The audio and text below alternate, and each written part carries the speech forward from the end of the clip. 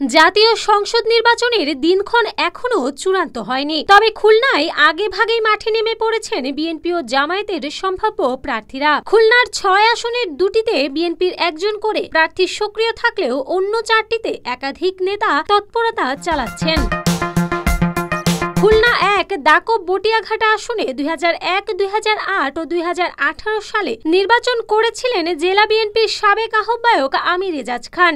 আগামী নির্বাচনেও ধানের শীষ প্রতীকের মনোনয়ন পেতে এলাকায় তৎপর তিনি। পাশাপাশি এই আসনে দলীয় নির্বাচনী কর্মকাণ্ড চালাচ্ছেন ঢাকা বিশ্ববিদ্যালয়ের সাবেক ছাত্রদল নেতা জিয়াউর রহমান পাপুল। এলাকার লোকজনের সঙ্গে শুভেচ্ছা বিনিময়ের পাশাপাশি তিনি দলীয় নেতাকর্মীকে পক্ষে রাখার চেষ্টা করছেন। খুলনা ১ আসনে বটিয়াঘাটা উপজেলার আমির শেখ আবু ইউসুফ প্রার্থী হবেন।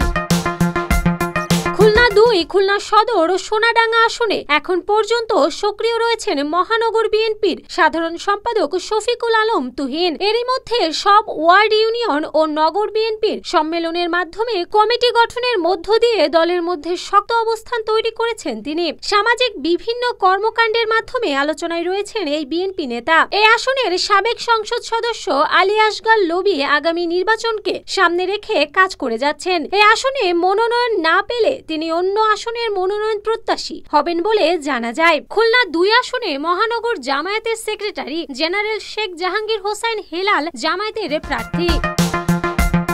খালিশপুর, দৌলতপুর ও খানজাহান আলী নিয়ে গঠিত খুলনা ৩ আসনে দলীয় নির্বাচনী কর্মকাণ্ড চালাচ্ছেন বিএনপির কেন্দ্রীয় ছাত্র বিষয়ক সম্পাদক রকিবুল ইসলাম বকুল। ২০১৮ সালের নির্বাচনে তিনি এই আসন থেকে প্রতিদ্বন্দ্বিতা করেছিলেন। রকিবুল ইসলাম বকুল বলেন, মাঠ পর্যায়ে দলকে সুসংগঠিত করার কাজ করছি। আমরা জনগণের স্বার্থ সংশ্লিষ্ট কাজে সহযোগিতা করে যাচ্ছি।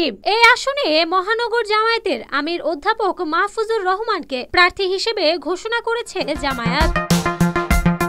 রূপসা, তেরোখাদা, দিঘলিয়া নিয়ে গঠিত খুলনা ৪ আসনে বিএনপির সম্ভাব্য প্রার্থী ৩ জন। তারা হলেন কেন্দ্রীয় তথ্য বিষয়ক সম্পাদক আজিজুল বারী হেলাল, যুক্তরাষ্ট্র বিএনপির জ্যেষ্ঠ যুগ্ম সাধারণ সম্পাদক মোহাম্মদ পারভেজ মল্লিক ও কেন্দ্রীয় সাবেক তথ্য প্রযুক্তি বিষয়ক সম্পাদক শরীফ শাহ কামাল তাজ। এর মধ্যে হেলাল ২০১৮ সালে ও তাজ ২০০৮ সালে এই আসন থেকে দলীয় প্রার্থী হিসেবে প্রতিদ্বন্দ্বিতা করেছিলেন। খুলনা ৪ আসনে জেলা জামায়াতের নায়েবে আমির মাওলানা কবিরুল ইসলাম প্রার্থী হবেন।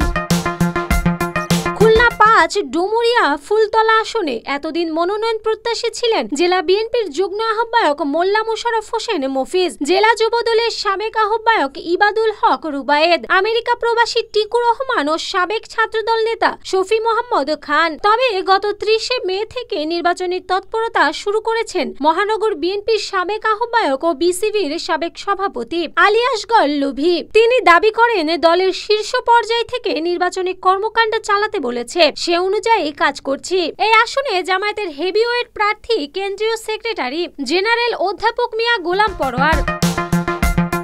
খুলনা ৬ আসনে বিএনপির মনোনয়ন জেলা বিএনপির আহ্বায়ক মনিরুজ্জামান মন্টু, জ্যেষ্ঠ যুগ্ম আহ্বায়ক মোহাম্মদ মোমরেজুল ইসলাম, জিয়া ফাউন্ডেশনের পরিচালক আমিরুল ইসলাম কাগজি, বাংলাদেশ সংবাদ সংস্কার চেয়ারম্যান ও দৈনিক ইত্তেফাকের যুগ্ম সম্পাদক আনোয়ার আলদিন এবং পাইকগাছা উপজেলা বিএনপির সাবেক সভাপতি ডাক্তার আব্দুল মজিদ।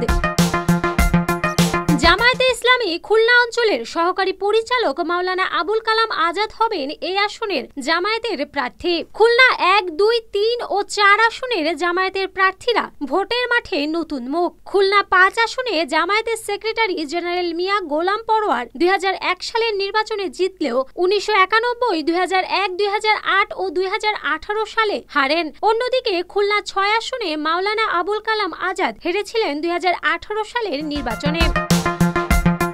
খুলনা ৫ ও ৬ আসনে জামায়াতের তৎপরতা বেশি দেখা যাচ্ছে।